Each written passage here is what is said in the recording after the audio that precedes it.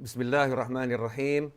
Alhamdulillahirabbil alamin. Allahumma shalli wa sallim ala sayidina Muhammadin miftahi babi rahmatillah adada ma fi ilmillah salatan wa salaman daimaini bidawami mulkillah wa ala alihi wa sahbihi. Assalamualaikum warahmatullahi wabarakatuh. Ikhwani rahimakumullah. Malam-malam Ramadan itu selalu indah.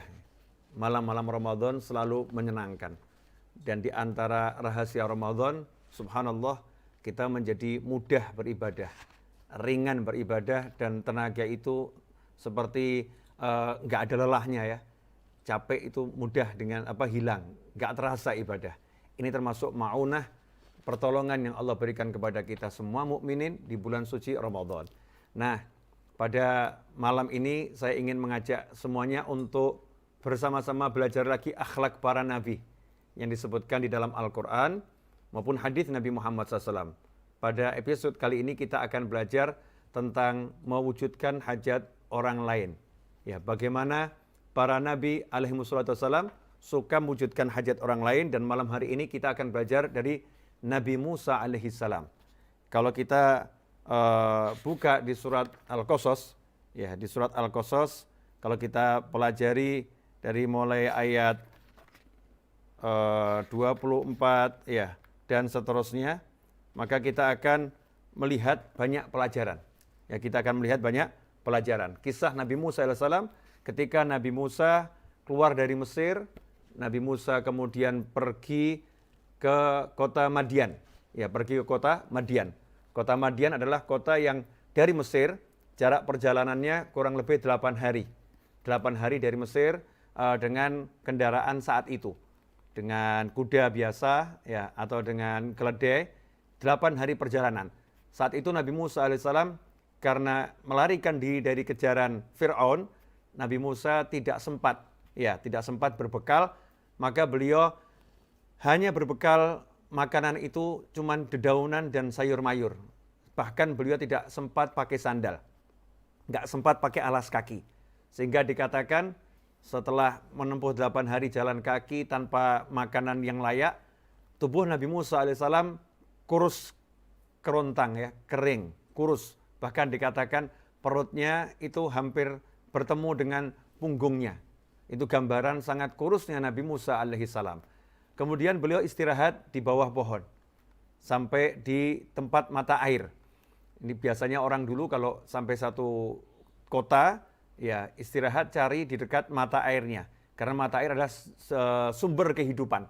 Sampai di dekat mata air, Nabi Musa alaihissalam melihat masyarakat berkumpul di dekat mata air, mengambilkan minum untuk hewan-hewan ternaknya. Ya, mengambilkan minum untuk hewan ternaknya. Tetapi di situ Nabi Musa melihat ada 2 wanita yang berdiri menjauh dari kerumunan orang-orang yang lagi ngambil air dari mata air tersebut. Wanita tadi menjauh dan menambatkan hewan-hewannya, menambatkan ternaknya agar tidak lari dan agar ternaknya juga tidak campur baur dengan ternaknya kaum laki-laki yang sedang mengambil minuman untuk ternak mereka. Nabi Musa perhatikan wanita ini hanya berdiam saja ya. Hanya berdiam saja, menunggu dengan sabar pria-pria yang lagi mengambil air. Di sini ada pelajaran yang luar biasa, yaitu 2 wanita tersebut walaupun membutuhkan air tidak mau berdesak-desakan dengan kaum pria. Ya, menjaga kehormatannya, punya rasa malu yang sangat tinggi. Kemudian di situ juga ada pelajaran bahwasannya kita itu kalau punya keinginan bersabar ya. Bersabar, tidak tergesa-gesa, karena al-ajalah minasyaiton. Orang yang tergesa-gesa dalam arti tidak tenang, maka itu sifat yang muncul dari bisikan syaitan. Nah, ketika melihat 2 wanita tersebut tidak kunjung bergerak, maka Nabi Musa alaihissalam mendatanginya dan bertanya kepada mereka berdua, ya bertanya kepada keduanya. Sebagaimana disebutkan dalam surat Al-Qasas ayat yang ke 23. Walamma warada ma'a madyana wajada alaihi ummatan minan nasi yasquna wajada min dunihim imra'atani tadhudan wa wajada min dunihim imra'atan tadhudan. Dikatakan di sini walamma warada ma'a madyana wajada alaihi ummatan minan nasi yasquna wa wajada min dunihim imra'ataini tadhudan. Ayat 23, ketika sampai di mata air yang ada di kota Madian, Nabi Musa mendapati sekelompok orang sedang memberikan minum kepada hewan-hewan ternaknya. Wa wajada min dunihim imra'ataini tadhudan. Dan jauh dari pria-pria itu ada dua wanita yang menambatkan hewan ternaknya, menghalau hewan ternaknya. Qala ma khatbukuma. Nabi Musa kemudian bertanya, qala ma khatbukuma. Apa yang kalian lakukan? Kenapa kalian tidak mengambil air untuk hewan ternak kalian? Qalata la naski hatta yusdira ri'a. Kata mereka berdua, kami tidak memberi makan, tidak memberi minum hewan ternak kami sampai nanti para penggembala ternak tersebut pergi meninggalkan mata air. Jadi ditunggu sampai kaum pria ini pergi, baru mereka mau ngambil air.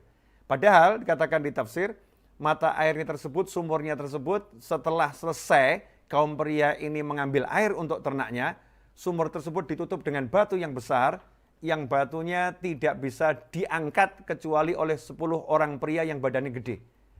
Jadi nggak mungkin dua wanita ini bisa membuka tutup sumurnya, nggak mungkin bisa. Lantas mengapa menunggu penggembala ternak tadi pergi? Ya ditunggu yang diambil cuma sisa air. Jadi ketika ngambil air itu kan ada tumpahan-tumpahan air di sekitarnya. Sisa air itu yang diambil oleh dua wanita tersebut untuk memberi minum hewan ternaknya. Nabi Musa alaihissalam melihat peristiwa ini. Ini yang perlu kita garis bawahi. Nabi Musa alaihissalam melihat peristiwa ini. Wa abuna syekhun kabir. Wanita ini kemudian menjelaskan alasannya kenapa harus mereka yang keluar, kenapa harus mereka yang cari minum untuk hewan ternaknya. Wa abuna syekhun kabir. Ayah kami sudah tua. Ayah kami sudah tua, jadi tidak mungkin bisa pergi mengambil minum untuk hewan ternaknya. Maka kami yang harus keluar. Ini uzurnya wanita tersebut. Kenapa dia harus keluar? Dijelaskan dengan detail. Apa yang dilakukan Nabi Musa alaihissalam? Seorang pria yang 8 hari makan dedaunan, ya 8 hari makan dedaunan, kemudian 8 hari hidup dalam pengejaran. Sebagai kalau bahasa sekarang buronan. Lagi diburu oleh Fir'aun. Buronannya Fir'aun, Nabi Musa alaihissalam. Dikejar oleh Fir'aun. Tentunya rasa hati manusia khawatir tertangkap. Khawatir tertangkap, kelaparan. Ya, tubuhnya lemah. Kemudian melihat ada dua wanita yang kesulitan ambil air untuk hewan ternaknya. Apakah Nabi Musa mengatakan, ya sudah tunggu semuanya selesai, nanti ambil air seperti biasanya? Atau apa yang beliau lakukan?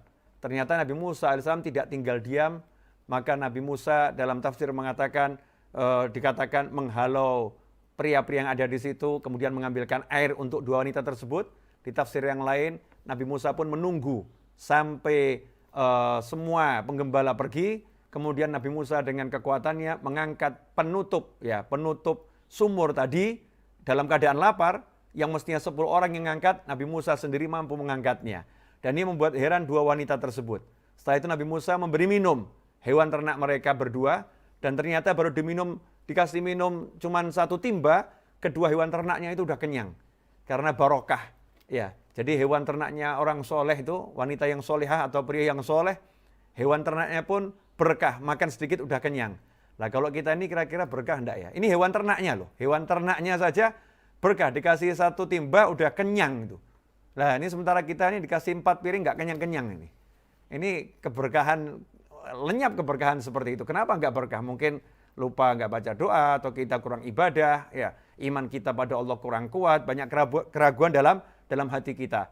Beda dengan Nabi ternaknya putri-putri Nabi Syu'aib alaihi salam.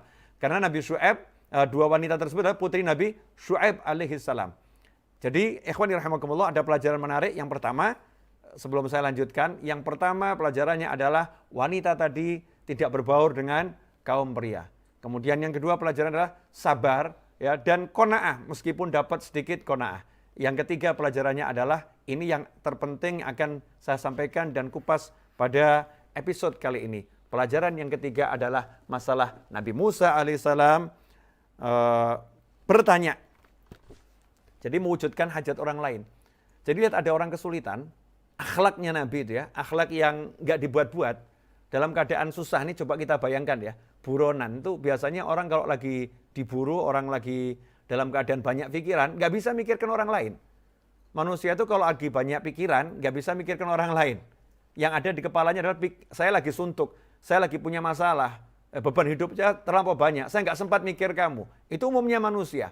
Beda dengan orang-orang soleh, beda dengan kaum solihin, ya beda dengan anbiya wal mursalin, beda dengan orang-orang yang hatinya telah iman pada Allah Subhanahu wa taala. Maka akhlaknya muncul. Jadi begitu melihat orang lain mengalami kesusahan, orang-orang soleh ini lupa dengan kesusahan yang dia alami. Orang-orang soleh ini lupa dengan problem yang lagi beliau alami. Bukan beliau nggak punya problem, nggak punya masalah. Masalah itu ada dalam setiap kehidupan. Tetapi buat orang-orang soleh, masalah itu bukan masalah. Maka ketika melihat ada orang yang kena masalah, ketika lihat ada orang yang susah, maka Nabi Musa alaihissalam langsung nanya, kenapa kalian menjauh dari pria-pria itu dan tidak memberikan minum pada hewan ternak kalian? Ini suatu yang menarik. Jadi nggak tunggu dicurhatin, ya, tapi udah paham orang ini butuh dibantu, orang ini butuh ditolong, maka langsung menawarkan bantuan, ya, menawarkan pertolongan.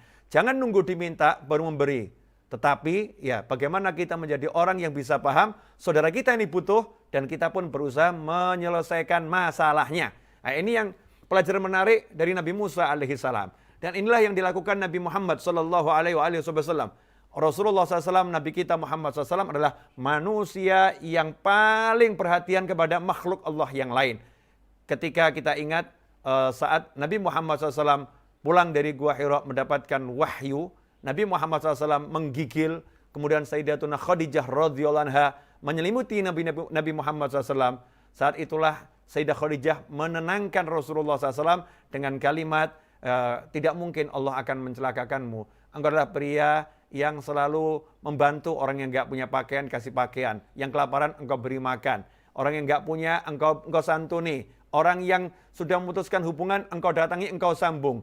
Inilah sifat-sifat mulia Nabi Muhammad SAW. Bahkan kita lihat kisah Sayyidina Abu Hurairah radhiyallahu anhu yang mengatakan, saya udah berapa hari nggak makan, ya, kelaparan. Saat itu keluar di jalan mencari seseorang yang bisa memberi makan.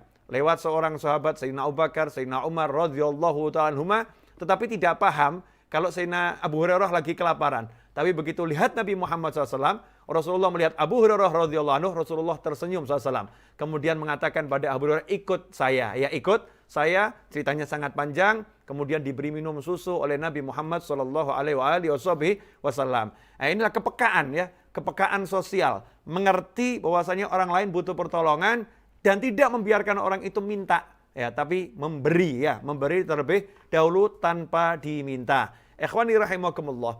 Kemudian yang kedua, Nabi Musa dalam keadaan tubuhnya lemah, ya, susah, ya, dalam keadaan tubuhnya itu sebetulnya butuh makan. Karena di kisah yang disebutkan dalam surat Al-Qasas, setelah Nabi Musa mengambilkan air untuk dua wanita tersebut, Nabi Musa alaihissalam kembali ke bawah pohon tempat beliau bersandar di naungannya, kemudian berdoa kepada Allah Ta'ala, ya Allah, aku ini fakir kepada kebaikan, ya, darimu. Fakir kepada kebaikan darimu. Berdoa, minta pada Allah Ta'ala. Dalam tafsir disebutkan, Nabi Musa itu minta makan. Dalam keadaan kelaparan, minta makan. Dan akhirnya kemudian diundang oleh Nabi Syu'aib alaihissalam dan diberi makan malam oleh Nabi Syu'aib alaihissalam. Ikhwani rahimakumullah.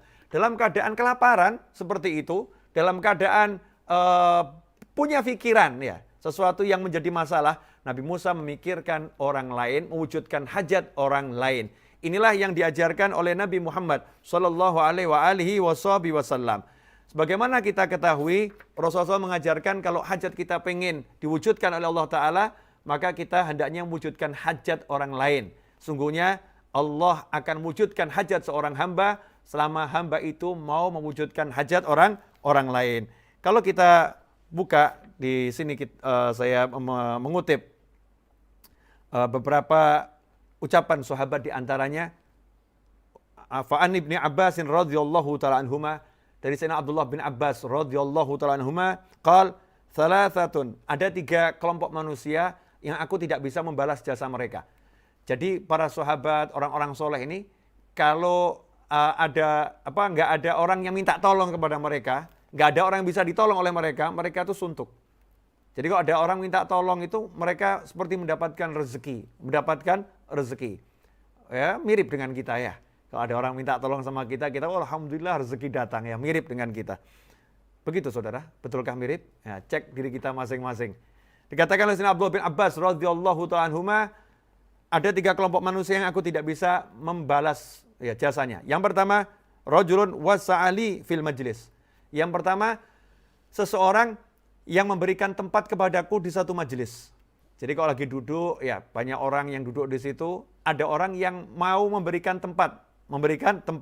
Kata Sayyidina Abdullah bin Abbas radhiyallahu ta'ala anhuma, saya tidak bisa membalas jasanya, meskipun saya memberikan kepadanya semua yang saya miliki. Ya, Masya Allah. Jadi butuh tempat duduk, tiba-tiba ada yang memberi tempat duduk. Nah ini kata Sayyidina Abdullah bin Abbas radhiyallahu ta'ala anhuma, saya nggak bisa membalas jasa orang yang seperti itu, meskipun semua harta saya berikan kepadanya. Kemudian yang kedua, barang siapa yang pergi dari rumahnya, menempuh perjalanan jauh sampai kakinya berdebu, hanya untuk bertemu aku. Abdullah bin Abbas radhiyallahu anhu ini adalah seorang ulama. Siapa yang mau pergi dari rumahnya, cari ilmu, jalan sampai berdebu, hanya untuk bertemu aku. Maka meskipun aku itu mengucurkan darahku, artinya sampai dibalas dengan mengorbankan nyawa, balas jasanya saya nggak bisa.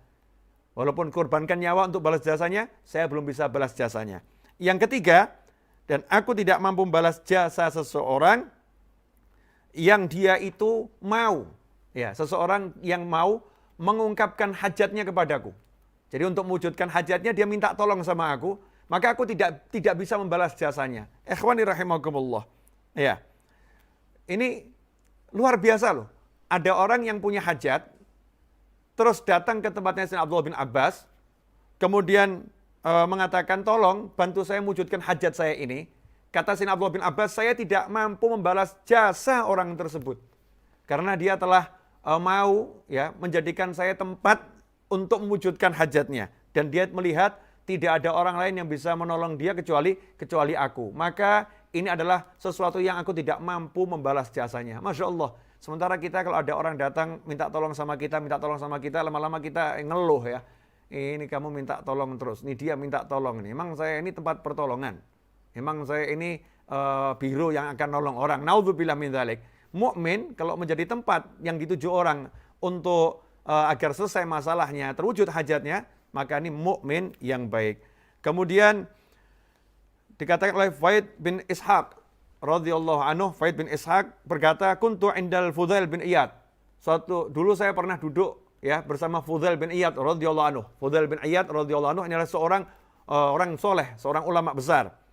Faja'a rajulun fasalahu hajah. Kemudian ada satu orang datang menemui Fudail bin Iyad, orang tadi minta tolong tentang suatu hajatnya. Fa'alaha bisu'al alaih, dan dia sedikit memaksa Fudail bin Iyad.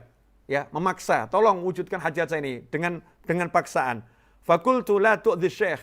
Maka saya melihat orang ini maksa Fudail bin Iyad radhiyallahu anhu, saya pun berkata kepada pria tadi, la tu'dhi syekh, jangan kamu ganggu ya Fudail bin Iyad, jangan ganggu guru ini, jangan kamu sakiti guru ini. Fazajaronil Fudail, maka Fudail bin Iyad menegur saya dengan suara yang keras, ya, menegur saya dengan suara yang keras. Wa qala li ya Faid, kemudian berkata kepadaku, wahai Faid, ama alimta anna hawaijan nas ilaikum ni'am minallah alaikum. Apa kamu enggak tahu kalau ada orang-orang itu yang datang kepada kamu minta tolong agar hajatnya diwujudkan lewat kamu, itu adalah nikmat yang Allah berikan kepadamu. Apa kamu enggak ngerti itu? Kalau itu nikmat dari Allah Subhanahu wa taala, kata Fudail bin Iyad. Fahdharu an tamallun ni'am.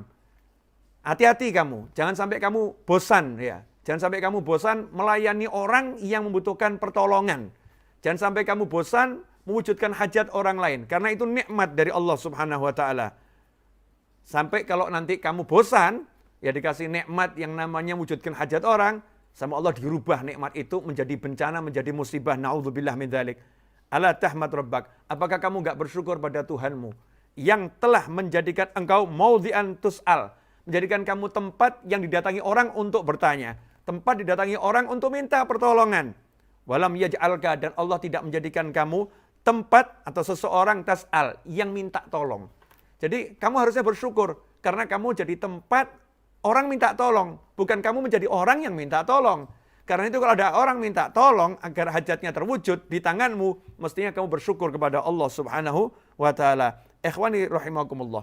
Ini kalau kita baca dan kita pelajari bagaimana orang-orang soleh, bagaimana orang-orang soleh dari sahabat maupun tabi'in, tabi'ut tabi'in, apalagi anbiya wal mursalin dalam usaha mewujudkan hajat orang lain, maka kita akan terperangah. Kita akan terheran-heran. Karena itu, saudaraku yang dimuliakan Allah Subhanahu wa taala, di bulan Ramadan yang mulia ini dan di bulan-bulan yang lain, khususnya Ramadan ini, kita jangan nunggu ada orang minta tolong sama kita.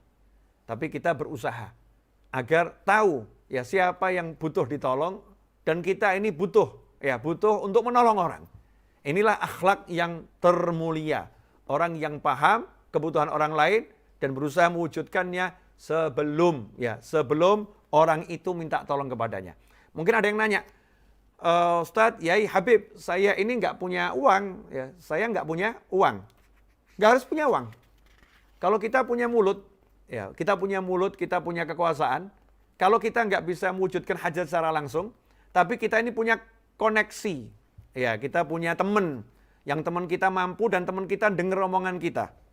Teman kita dengar omongan kita, maka hendaknya kita membantu orang dengan menyampaikan hajatnya. Dengan menyampaikan hajatnya. Sebagaimana yang dianjurkan oleh Nabi Muhammad sallallahu alaihi wasallam. Kalau kita nggak bisa mewujudkan hajat orang, kita minta sama orang yang mampu. Misal kita punya kenalan orang kaya. Sementara ada orang yang nggak mampu datang kepada kita minta bantuan untuk melunaskan hutangnya. Sementara kita nggak punya uang, tapi kita tahu teman kita ini punya uang. Maka kita demi menolong saudara kita itu, kita yang mendatangi teman kita. Jadi mungkin kita yang harus malu, memintakan sesuatu untuk orang lain. Orang yang mintakan seperti ini, mencarikan pertolongan untuk orang lain, bersusah-susah untuk orang lain, karena dia punya koneksi yang bagus, maka pangkatnya tinggi di sisi Allah Subhanahu wa taala. Ini adalah orang-orang yang nanti dia akan mendapatkan kedudukan yang sangat tinggi di sisi Allah Subhanahu wa taala. Ikhwani rahimakumullah. Sebetulnya saya pengen menjelaskan lebih jauh, tetapi nanti kalau panjang-panjang ngantuk, panjang-panjang capek, panjang-panjang lelah, atau bahkan mungkin lupa apa yang sudah dipelajari. Maka yang sedikit ini insya Allah berkah dan manfaat. Sebelum saya akhiri, saya pengen menyimpulkan. Yang pertama, yaitu Nabi Musa alaihissalam dalam keadaan susah, ada yang difikirkan, Nabi Musa tidak memikirkan dirinya, tapi memikirkan orang lain. Karena itu jangan beralasan kepada siapapun, dan jangan beralasan kepada diri kita. Saat ada saudara kita yang kesusahan dan minta tolong, jangan mengatakan, aku lebih susah dari kamu, aku juga sama-sama susah, tapi berupayalah untuk mendengar kesusahan orang lain dan berusaha untuk menyelesaikan masalahnya. Kalau kita nggak mampu, mungkin kita punya kenalan orang yang mampu. Kesimpulannya seperti itu, kalau ini kita jalankan dalam kehidupan sehari-hari, maka kita akan menjadi pribadi yang jauh lebih baik. Semoga ini berkah dan manfaat. Kurang lebihnya mohon maaf. Wal-afu minkum. Wassallallahu ala sayyidina Muhammadin wa alihi wasallam. Walhamdulillahi rabbil alamin. Wassalamualaikum warahmatullahi wabarakatuh. Allahumma salli wa sallim ala sayyidina Muhammadin miftahi babi rahmatillah adada ma fi ilmillah salatan wa salaman daimaini bidawami mulkillah wa ala alihi wa sahbihi. Allahumma ij'al fi ta'atika farahi wa sururi wa fi mardatika jami'a umuri. Allahumma ya alim bihalati wa muttali' ala sarairi wa niyati اقضي جميع حاجاتي واغفر ذنوبي وسيئاتي وتجاوز عن خطيئاتي والزلات وتقبل جميع حسناتي وسامحني فيما مضى وما يأتي واكتبني في ديوان ساداتي واسلك بي سبيل نجاتي في حياتي ومماتي اللهم إني طامع في عطاك راغب في رضاك مستسلم لقضاك فاكتبني من أولياك واسلك بي سبيل هداك وألحقني بعصفياك وصلى الله على سيدنا Muhammadin wa alihi wasallam alhamdulillahi rabbil alamin. Jangan lupa ya beri komentar agar saya bisa memperbaiki kajian ini di waktu yang mendatang. Wal afu minkum wa sallallahu alaihi wasallam alhamdulillahi rabbil alamin.